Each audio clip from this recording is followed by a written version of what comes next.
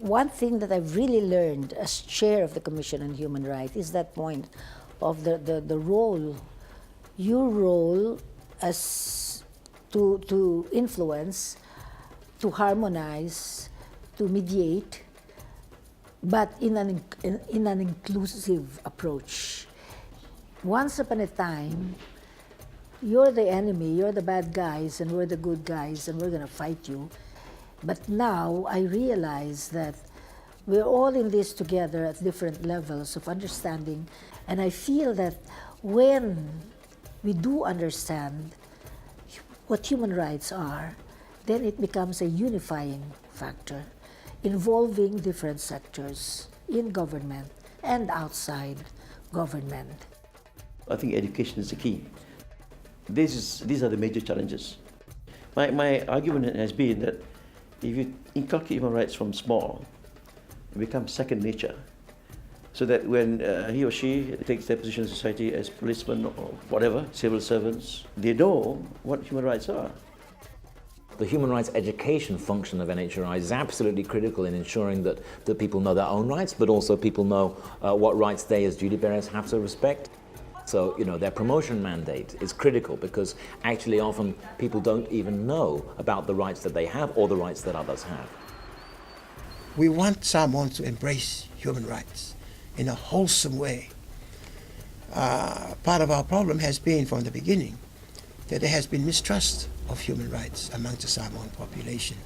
There has been a very strong view by some that human rights will undermine for Samoa. That means that sometimes you have to take time in doing things.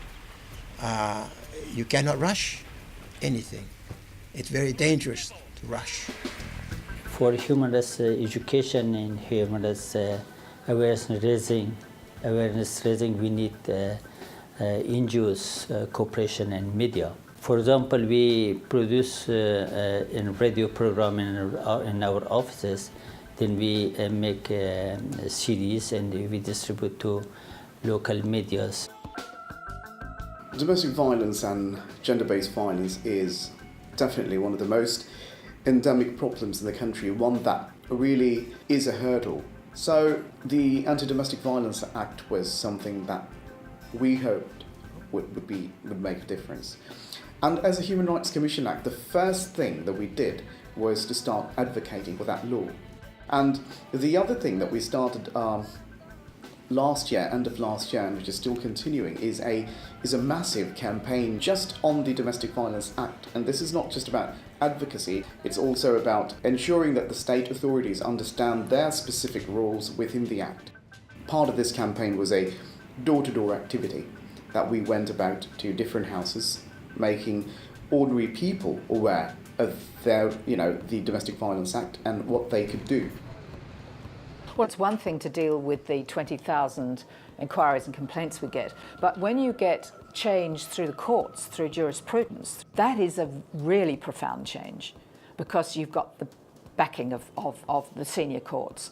So one of the things that we do put resources into is intervening in matters that come before the court where we think we've got something to contribute to the discussion. But of course we are appealing to the court to look at international standards, to look at the treaties that Australia is party to, as relevant to interpreting and understanding and informing the development of a common law or interpreting statutes. And that is where we really can have an impact. So the challenges facing people with disability in New Zealand are similar to those around the world. Violence and abuse, they suffer more than most, both in school and in work. And one of the great bits of progress this year was that the government agreed to co-develop and co-govern the disability strategy with the disabled people's organisations. Usually the process would have been that policy analysts would have produced papers that would come to the board and all this sort of thing. Instead of that, the disabled people's organisations representatives were taken into the board meeting and openly discussed the problems, and it just cut through mountains of paper. Progress really has been on just that, getting disabled people's voice right in the centre of policy making. Not only does it cost anything, it saves millions, and that has really given us great hope about the future.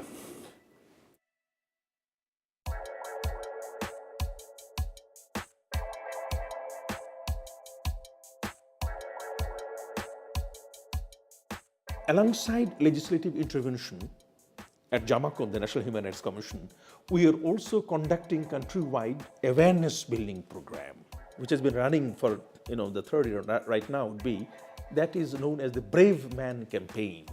This campaign is conducted only in the boys' schools, primarily in the secondary schools. Why only boys? And why only brave man? Because we have come up with a new definition of who is a brave man.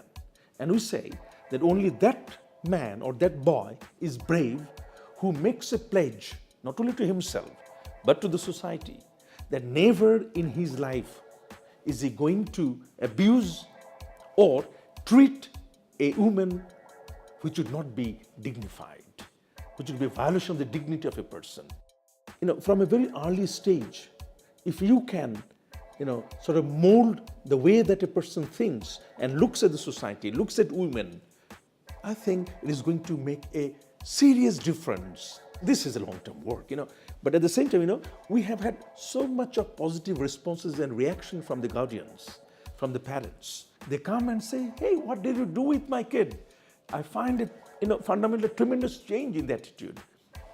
And then other mothers come and approach that why do you only target boys? Why not the girls? So very recently, we have encroached on the second part, I would say, of this campaign, which we are now calling the Brave Women campaign.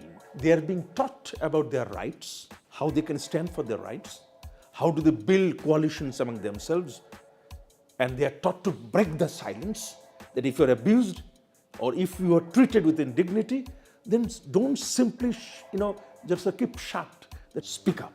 You're not going to the results, see the result today or tomorrow, but probably at some point of time in the future, the society is going to feel and get the positive impact of the campaigns that we are now conducting today.